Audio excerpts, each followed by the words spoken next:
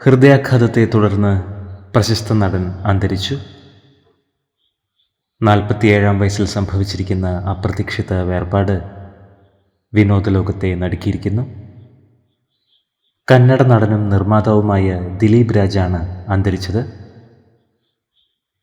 ഹൃദയാഘാതത്തെ തുടർന്ന് ദിലീപിനെ ആശുപത്രിയിൽ എത്തിക്കുകയായിരുന്നു. എന്നാൽ ജീവൻ രക്ഷിക്കുവാനായില്ല. 2007 പുറത്തിറങ്ങിയ മിലാന എന്ന കന്നഡ ചിത്രത്തിലെ വേഷമാണ് ദിലീപ് രാജിനെ പ്രശസ്തനാക്കിയത്. ഹിറ്റ്ലർ കല്യാണ എന്ന പരമ്പരയിലും നടൻ മികച്ച വേഷം അവതരിപ്പിച്ചിരുന്നു. 47 വയസ്സായിരുന്നു. മെയ് 13-ാം തീയതിയാണ് നടൻ അന്തരിച്ചത്.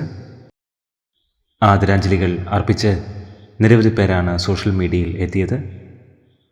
ദിലീപ് രാജിൻ്റെ ആത്മാവിന് നിത്യശാന്തി ലഭിക്കട്ടെ എന്ന് നമുക്ക് പ്രാർത്ഥിക്കാം.